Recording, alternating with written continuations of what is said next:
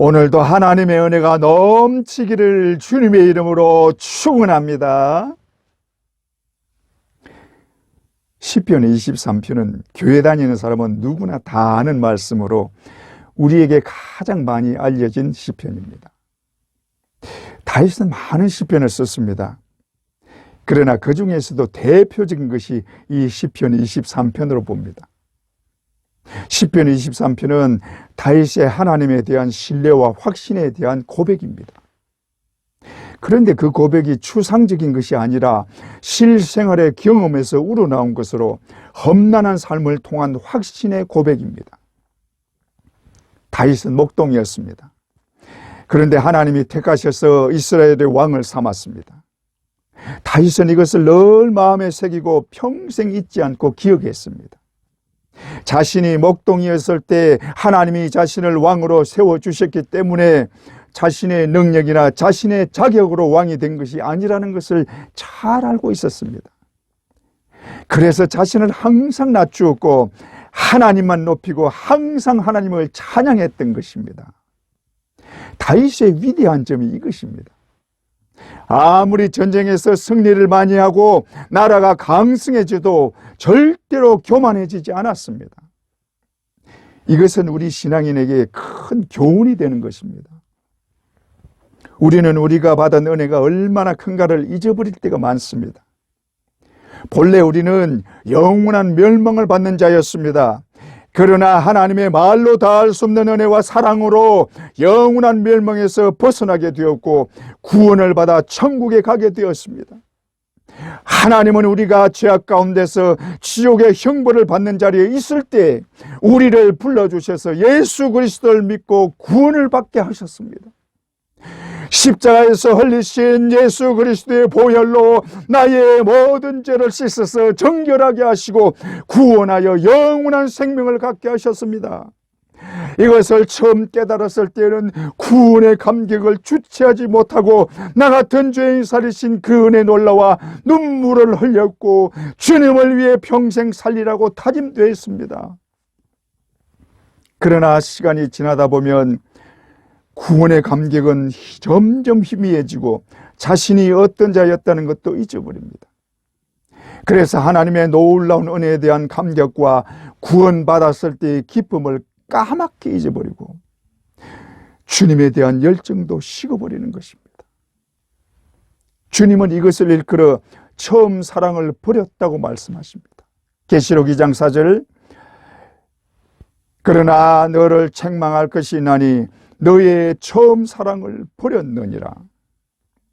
이 말씀은 에베소 교회를 향하여 하신 경고의 말씀입니다. 또한 오늘날 신앙생활을 하는 모든 자들에게 하시는 경고의 메시지이기도 한 것입니다. 여러분, 주님이 우리를 보실 때 처음 사랑을 가졌다고 칭찬하실까요? 에베소 교회처럼 처음 사랑을 버렸다고 하지는 않을까요? 만약에 우리가 처음 사랑을 버렸다면 빨리 회복해야 합니다. 본래 내가 어떤 자였는지 기억해야 하고 영원히 죽어 마땅한 나를 하나님이 택하시고 불러주셔서 예수 믿고 구원받게 하셨다는 것을 절대로 잊지 말아야 합니다. 여러분, 우리가 세상 사람들 중에 하나님의 은혜를 받아야 할 특별한 이유가 어디 있습니까?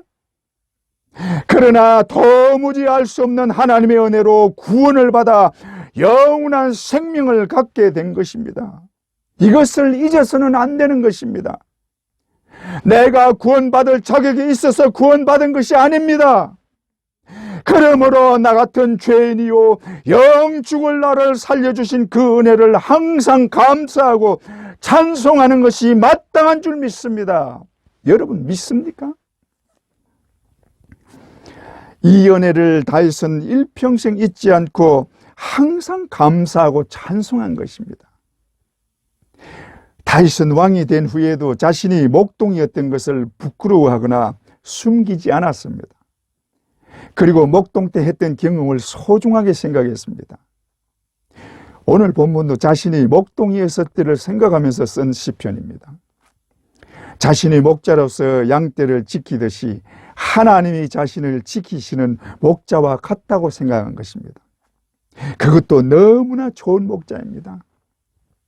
그래서 여호와는 나의 목자시니 내게 부족함이 없으리로다 하고 노래하는 것입니다. 그런데 다윗이 말하는 좋은 목자는 이런 목자입니다. 첫째로 푸른 초장에 누이시는 목자입니다. 좋은 목자는 양떼가 풀을 배부르게 먹을 수 있도록 푸른 초장으로 인도해 가야 합니다.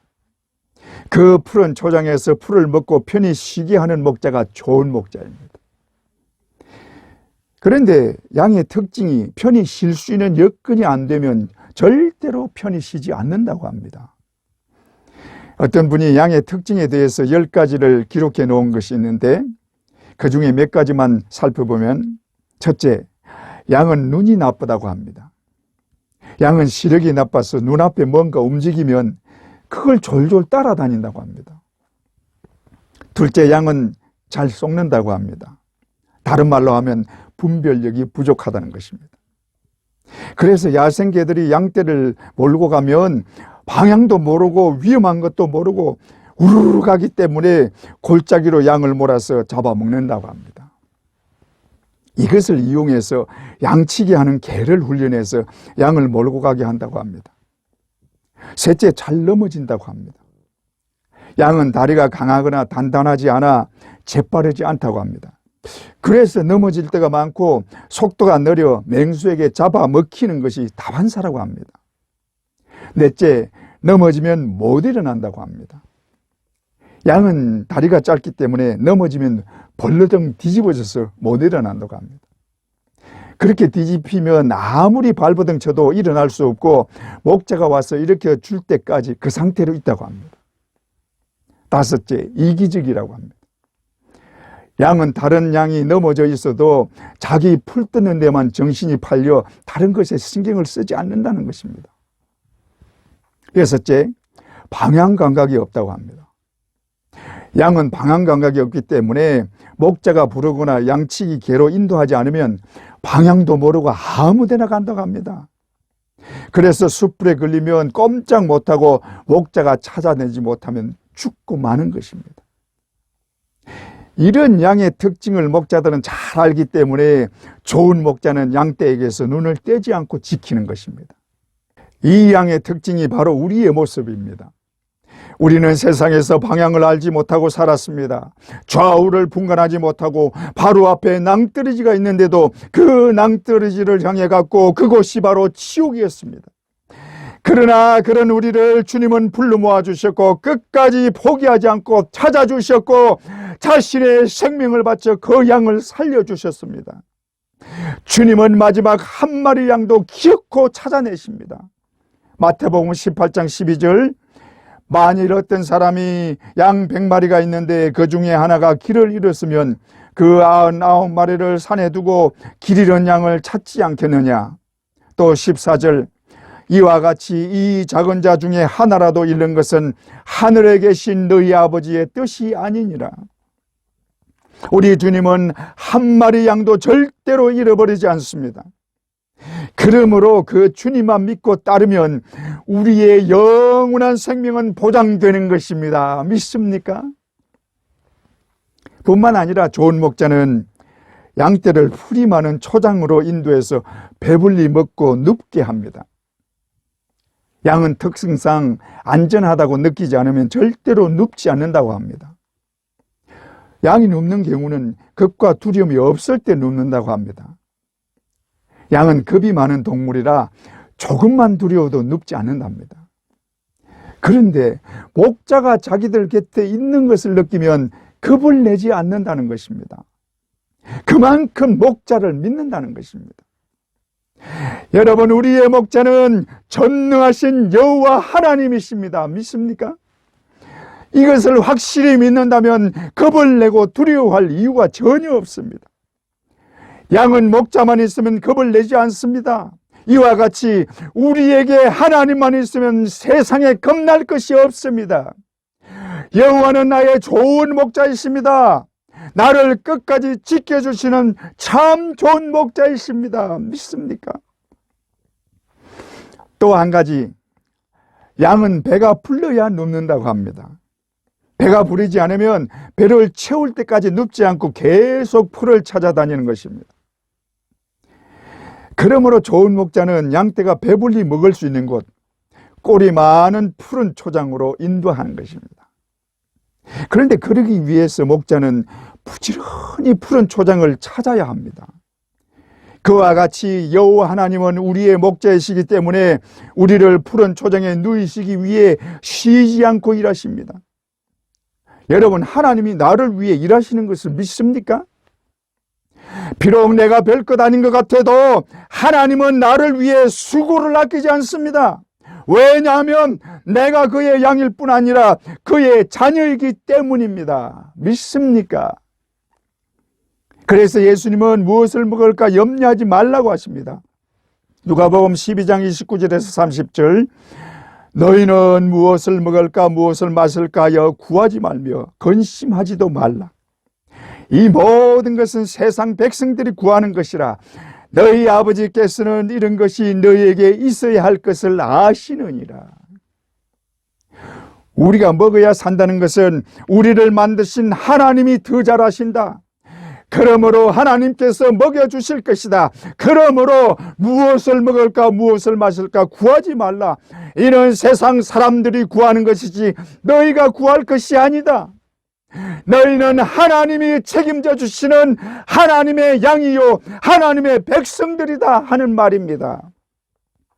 실제로 하나님은 우리의 먹을 것을 책임져 주십니다. 믿습니까?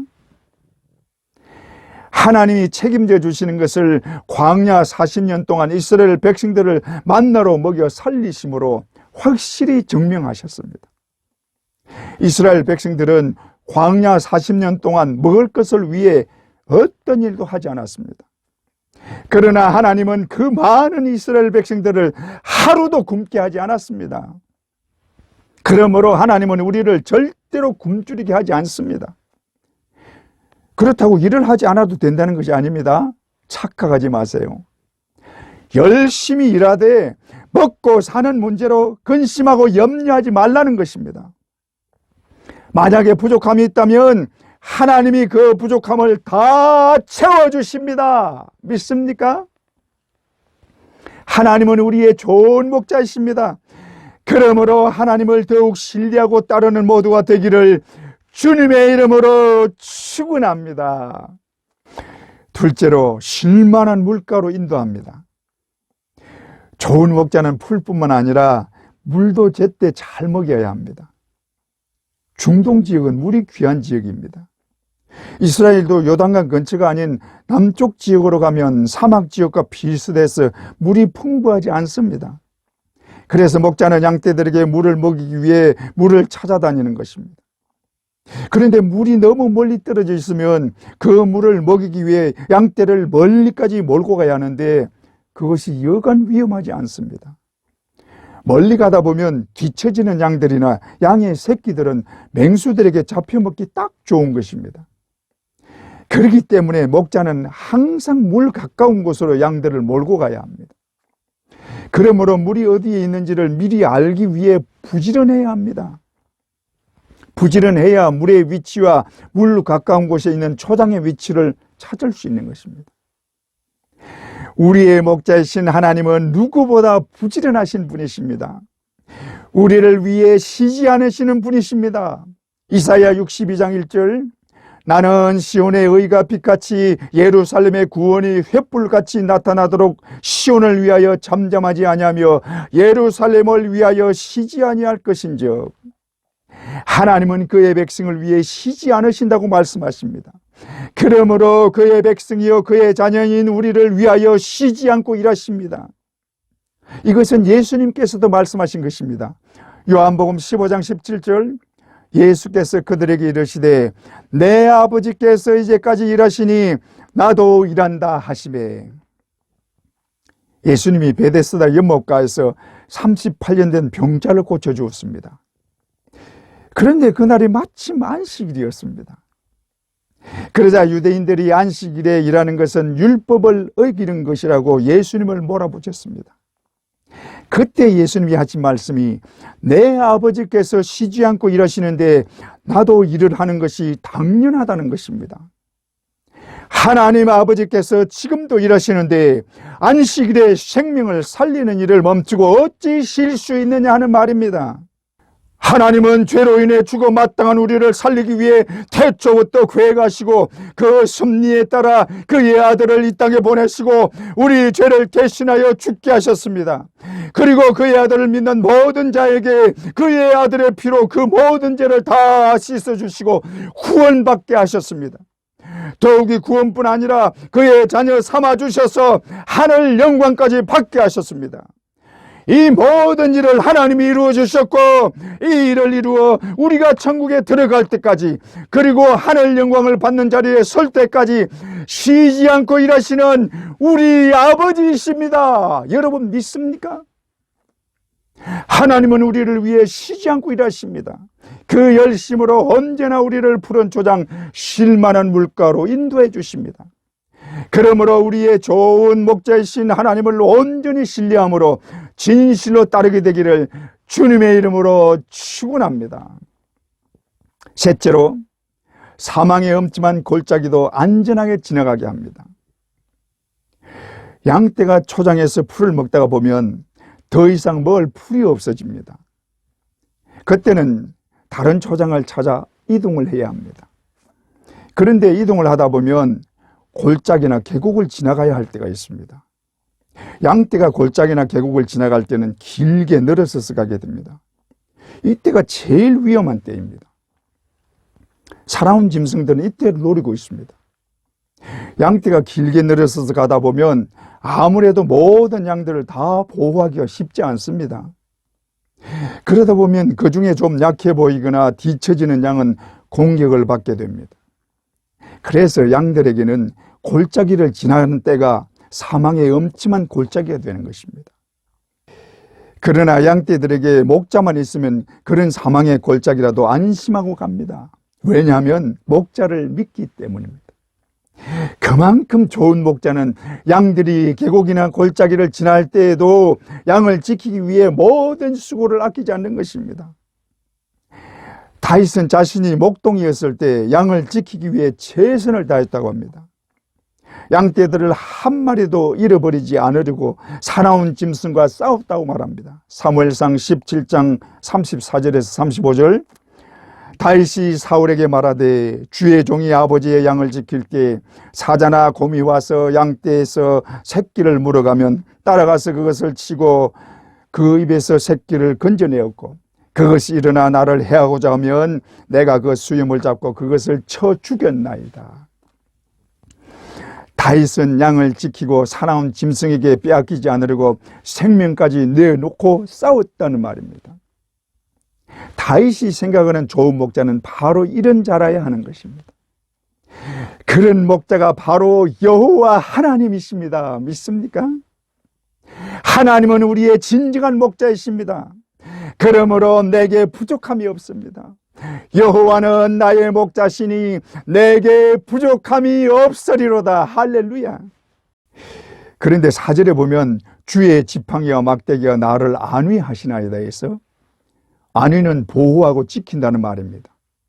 목자가 양을 지키는데 무엇으로 지키느냐 하면 지팡이와 막대기로 지킨다는 말입니다. 지팡이와 막대기는 목자의 도구이자 무기입니다. 지팡이는 목자의 상징이 되는 것으로 자기만의 지팡이를 가지게 됩니다. 그런데 지팡이의 용도가 뭐냐 하면 양떼들을 인도하고 방향을 바로잡게 하는 것입니다.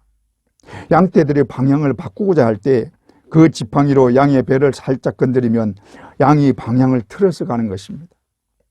또 막대기는 공격용 무기입니다.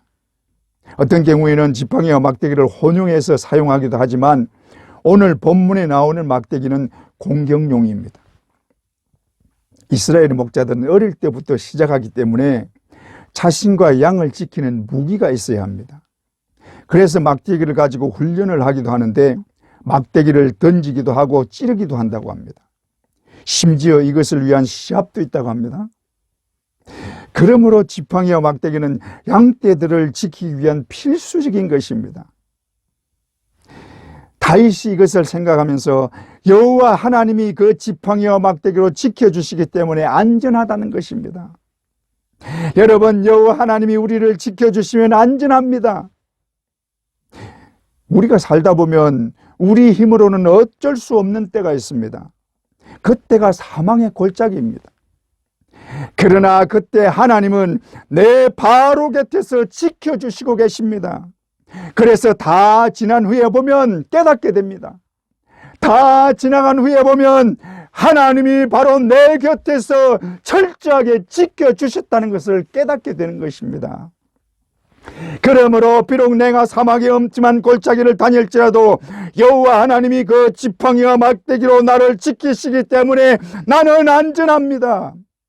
만약에 우리가 위험에 처할 때는 자신의 생명을 던져서라도 우리를 살려주시는 분이십니다. 믿습니까?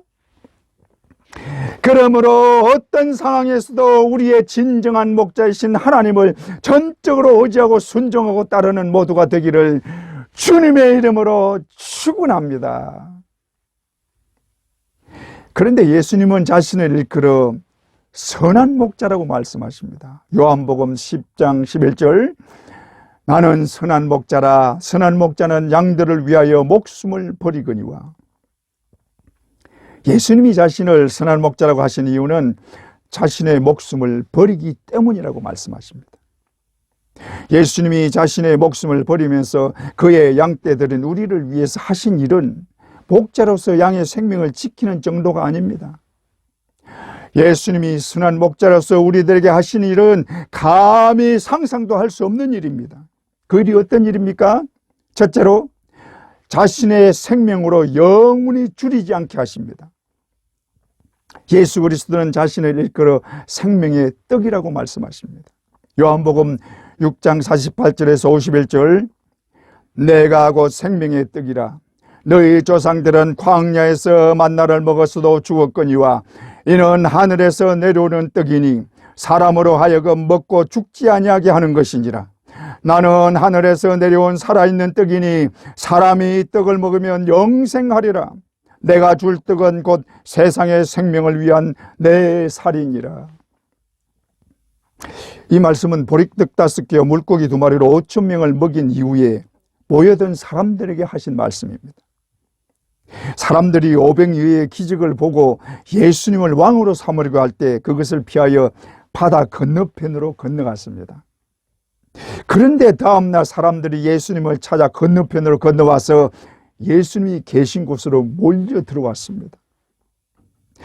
이 사람들이 예수님을 찾아온 이유는 예수님의 말씀을 믿어서가 아니라 예수님 곁에만 있으면 배부를 수 있기 때문이었습니다. 요한복음 6장 26절, 예수께서 대답하여 이르시되 내가 진실로 너희에게 이르노니 너희가 나를 찾는 것은 표적을 본 까닭이 아니요 떡을 먹고 배부른 까닭이로다. 이 사람들은 표적을 보고 예수를 하나님의 아들로 믿고 그 앞에 나온 것이 아니라 단지 배가 불렀기 때문에 나온 것입니다. 요즘도 이렇게 믿는 사람들이 많습니다. 교회에 나오는 이유가 영생에 관심을 가지는 것보다 세상적으로 복받고 세상적으로 잘되기 위한 것입니다. 그래서 기도도 합니다. 그러나 그 기도 내용은 온통 세상적인 것뿐입니다. 자신의 사업 잘되게 해달라는 것이요, 건강하게 해달라는 것이요, 자녀가 잘되게 해달라는 것뿐입니다. 하나님 나라나 복음을 위해서 부르짖는 기도는 안중에도 없고 온통 세상적인 것뿐입니다. 여기 예수님 앞에 몰려온 사람들처럼 이 세상의 것에만 관심이 있는 것입니다. 예수님 앞에는 나오고 교회는 나오지만 예수님이 누군지 왜 믿어야 하는지 전혀 깨닫지 못하고 있는 것입니다. 여러분, 우리가 예수를 믿는 것은 구원받아 천국에 들어가기 위한 것입니다. 그러므로 우리의 최대의 관심사는 천국이라야 하는 것입니다. 믿습니까? 그래서 예수님은 너희의 관심사를 천국에 두라고 말씀하십니다. 마태복음 6장 33절, 너희는 먼저 그의 나라와 그의 의를 구하라. 그리하면 이 모든 것을 너희에게 더하시리라. 너희가 관심을 가져야 하는 것은 이 세상이 아니라 그의 나라이다. 너희가 하나님 나라를 구하고 그의 의를 구하면 그 외의 세상적인 것은 하나님이 다 책임지시고 더하여 주신다는 말입니다. 그럼에도 불구하고 사람들은 이 땅의 것을 더 중요하게 생각합니다. 말씀을 들을 때도 자신들이 원하는 것만 듣습니다. 예수님 앞에 몰려 나온 사람들이 바로 그런 자들이었습니다. 예수님은 이들에게 영생에 관해서 말씀하십니다. 나는 생명의 떡이라. 하늘에서 내려온 살아있는 떡이니 이 떡을 먹으면 영생하리라. 그러므로 너희는 나를 먹고 영생을 얻으라고 말씀하십니다. 그러나 이 말씀을 하자 모였던 사람들이 다 떠나가고 말았습니다. 사람들이 영생을 얻기 위해 예수님 자신을 먹어야 한다고 하니까 그 말을 이해하지 못하고 다 떠나간 것입니다. 그러나 사람들이 어려워서 알지 못하겠다는 예수님의 말씀을 잘 이해한 사람이 있었습니다. 바로 베드로입니다. 사람들이 다 떠나간 후에 예수님이 제자들에게 물었습니다. 요한복음 6장 67절, 예수께서 12 제자에게 이르시되 너희도 가려느냐? 그때 베드로가 대답하기를 68절, 시몬 베드로가 대답하되 주여 영생의 말씀이 주께 있사오니 우리가 누구에게로 가오리까? 자신을 생명의 떡이라고 하면서 자신을 먹어야 영생을 얻는다고 하는 주님의 말씀을 이해하지 못하고 다 떠나갔지만 베드로는 그 생명의 떡이 바로 영생의 말씀이라고 대답한 것입니다. 영생의 말씀이 주께 있사오니 예수 그리스도는 말씀이십니다. 요한복음 1장 1절, 태초에 말씀이 계시니라. 또 1장 15절, 말씀이 육신이 되어 우리 가운데 거하심에 우리가 그 영광을 보니 아버지의 독생자의 영광이요. 그러므로 베드로의 말처럼 예수 그리스도는 영생의 말씀인 것입니다. 따라서 생명의 떡을 먹는 것은 곧 영생의 말씀을 먹는 것입니다. 성경에는 말씀을 먹는다는 말이 많이 나옵니다. 에스겔 3장 1절, 또 그가 내게 이르시되 인자야 너는 발견한 것을 먹어라. 너는 두루마리를 먹고 가서 이스라엘 족속에게 말하라. 또 계시록 10장 9절, 내가 천사에게 나아가 작은 두루마리를 달라 한적 천사가 이르되 갖다 먹어버리라. 네 배에는 쓰나 네 입에는 꿀같이 달리라. 여기서 두루마리를 먹는다는 것은 곧 말씀을 먹는다는 것이요, 그 말씀을 완전히 깨닫는 것입니다. 그러므로 생명의 떡이신 예수 그리스도를 먹는 것은 말씀을 읽고 듣고 깨달아 그 말씀으로 생명을 얻는 것을 말합니다. 그러므로 말씀을 읽고 듣고 묵상하는 것이 생명의 떡을 먹는 것입니다. 여러분, 말씀 속에 생명이 있습니다. 말씀 속에 죄사함이 있습니다. 말씀 속에 구원이 있습니다. 말씀 속에 생명의 떡이신 예수 그리스도가 있습니다. 예수 그리스도는 자신의 생명으로 그를 믿는 모든 자들을 살리는 생명의 떡이요, 자신의 생명으로 양떼를 살리는 선한 목자이십니다. 여러분 믿습니까? 이 선한 목자 예수 그리스도를 진실로 믿고 영생의 말씀을 먹음으로 영원한 생명을 얻는 모두가 되시기를 주님의 이름으로 축원합니다. 둘째로, 자신의 보혈로 영원히 목마르지 않게 하십니다. 목자는 양떼들을 목마르게 하지 않습니다. 언제나 물이 있는 곳으로 양떼를 이끌고 갑니다. 목자는 물을 찾기 위해 모든 수고를 아끼지 않습니다. 심지어 어떤 위험을 감수하더라도 양떼에게 물을 마시게 합니다. 예수 그리스도는 선한 목자이십니다. 예수 그리스도가 선한 목자이신 이유는 양떼들을 절대로 배고프게 하거나 목이 가라게 하지 않기 때문입니다. 선한 목자 예수 그리스도는 그의 양떼들을 다시는 목마르지 않게 하기 위해서 자신의 보혈을 흘려 그 보혈을 마시게 하셨습니다. 요한복음 6장 54절에서 55절, 내 살을 먹고 내 피를 마시는 자는 영생을 가졌고 마지막 날에 내가 그를 다시 살리리니 내 살은 참된 양식이요 내 피는 참된 음료로다. 또 요한복음 4장 14절, 내가 주는 물을 마시는 자는 영원히 목마르지 아니하리니 내가 주는 물은 그 속에서 영생하도록 솟아나는 샘물이 되리라. 내 피는 참된 음료로다. 그러므로 내 피를 마시는 자는 영원히 목마르지 않고 그 속에서 영생하도록 솟아나는 샘물이 된다는 말씀입니다. 예수 그리스도의 보혈은 세상 모든 죄를 씻기 위하여 흘리는 속죄의 피, 곧 어린 양의 피입니다. 우리는 그 피로 죄 씻음 받았고 구원을 받았습니다. 그러므로 예수 그리스도의 피는 우리를 살리는 보혈입니다. 그러나 우리 주님은 이 보혈을 주시려고 자신의 생명을 내어놓았고 양손과 양발에 못이 박혀 십자가에 높이 달리시고 수치와 조롱을 당하고 죽었습니다. 우리에게 영원한 생명을 주시고 영원히 목마르지 않는 샘물이 되시려고 그의 생명을 아낌없이 내어놓았습니다. 마가복음 14장 24절 이르시되 이것은 많은 사람을 위하여 흘리는 나의 피 곧 언약의 피니라.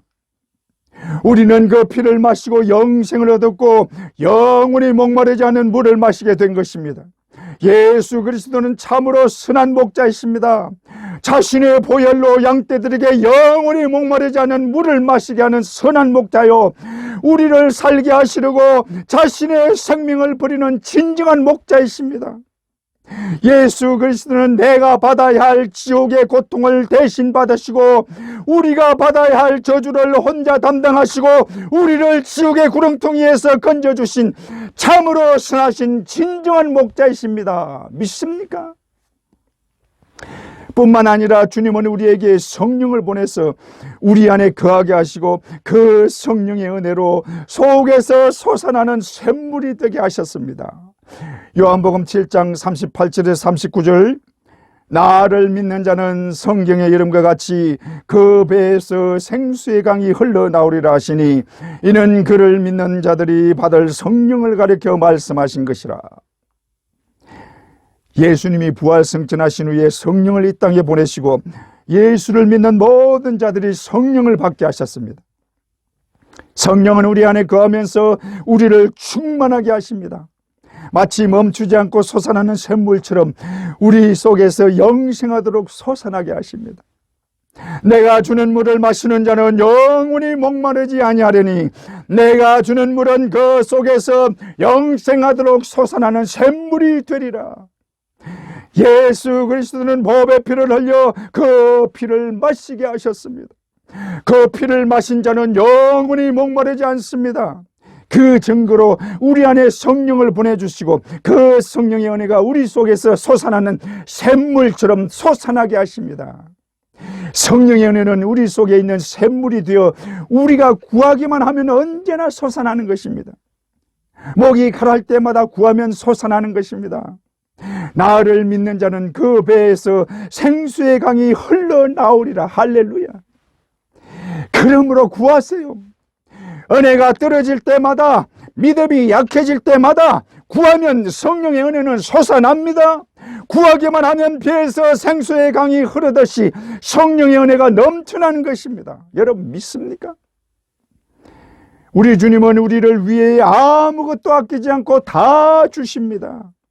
자신의 생명을 주시고 그것도 모자라 성령까지 보내주셔서 영원히 목마르지 않는 샘물이 되게 하셨습니다. 그러므로 예수 그리스도는 우리의 진정한 선한 목자이십니다. 이 선한 목자를 진실로 믿고 따름으로 영원히 목마르지 않게 되기를 주님의 이름으로 축원합니다. 우리는 어리석은 양떼들과 같습니다. 세상에서 우리는 길을 잃고 갈 길을 알지 못하고 살았습니다. 좌우를 분간하지 못하고 각기 제 길로 가다가 지옥의 낭떠러지로 떨어지는 자들이었습니다. 그러나 하나님은 그런 우리를 위해 그의 아들 독생자 예수 그리스도를 이 땅에 보내서 우리를 살리게 하셨습니다. 이사야 53장 6절 우리는 다 양 같아서 그릇 행하여 각기 제 길로 갔거늘 여호와께서는 우리 모두의 죄악을 그에게 담당시키셨도다. 하나님은 우리의 죄악을 담당시키려고 그의 아들을 이 땅에 보내서 우리 죄를 대신하고 십자가에 죽게 하셨습니다. 예수 그리스도는 하나님이시지만 아버지의 말씀에 순종하여 우리의 죄를 대신 담당하고 죽었습니다. 예수 그리스도는 근본 하나님이십니다. 그러나 그의 모든 것을 버리고 우리를 위해 이 땅에 오셨습니다. 그리고 죽기까지 복종하셨습니다. 그래서 바울 사도는 우리에게 예수의 마음을 품으라고 말합니다. 빌립보서 2장 5절에서 8절, 너희 안에 이 마음을 품으라. 곧 그리스도의 마음이니, 그리스도 예수의 마음이니, 그는 근본 하나님의 본체시나 하나님과 동등됨을 취할 것으로 여기지 아니하시고 오히려 자기를 비워 종의 형체를 가지사 사람들과 같이 되셨고 사람의 모양으로 나타나사 자기를 낮추시고 죽기까지 복종하셨으니 곧 십자가에 죽으심이라. 예수 그리스도는 하나님과 동등하신 분이십니다. 그러나 하나님과 동등함으로 여기지 않으시고 모든 영광을 버리고 사람이 되셨습니다. 뿐만 아니라 자신을 더욱 낮추어 종이 되셨습니다. 그리고 하나님의 말씀에 순종하여 결국 자신의 생명을 버리고 십자가에 달려 죽기까지 복종하셨습니다. 왜 이렇게 해야 합니까? 모든 영광을 가지고 하늘 보좌에 계셔야 할 예수님이 왜 스스로 종이 되어 십자가에 달려 죽어야 하는 것입니까? 그분은 하늘과 땅의 왕이십니다. 천사가 무릎 꿇고 경배하는 분이십니다. 그런 분이 왜 모진 고통을 당하고 십자가에 달려 죽은 것입니까? 그만큼 우리를 사랑하기 때문입니다. 예수 그리스도는 죽기까지 우리를 사랑하셨습니다. 그래서 십자가에 자신의 생명을 내어놓고 그 생명으로 우리를 살린 것입니다. 이 주님을 진실로 믿는다면 그분의 말씀을 따라야 하고 순종해야 합니다. 우리를 살리려고 자신의 생명을 버리신 참으로 선한 목자이신 주님께 자신을 온전히 맡겨야 합니다.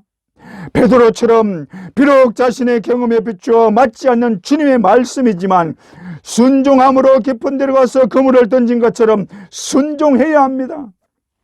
나의 모든 생각과 나의 모든 지식과 나의 모든 경험과 가지고 있는 세상의 것까지도 다 내려놓고 오직 주님의 말씀대로 따라갈 수 있어야 합니다. 예수님은 나 때문에 자신의 생명을 내어놓았는데 그 주님 믿고 따라가면 안 되나요? 여러분, 이제는 따라갑시다. 세상 것 보지 말고 뒤돌아보지 말고 욕심도 내려놓고 선한 목자 예수만 따라갑시다. 여러분, 우리를 언제나 살피시고 지키시는 여호와가 나의 목자이십니다. 나를 위해 목숨을 버리신 예수 그리스도가 나의 선한 목자이십니다. 그러므로 우리는 자신 있게 외칠 수 있습니다. 내 평생의 선하심과 인자하심이 반드시 나를 따르리니 내가 여호와의 집에 영원히 살리로다. 할렐루야. 이 말씀을 진실로 믿고 좋은 목자 하나님과 선한 목자 예수 그리스도께 자신을 온전히 맡김으로 여호와의 집에 영원히 사는 모두가 되기를 주님의 이름으로 축원합니다.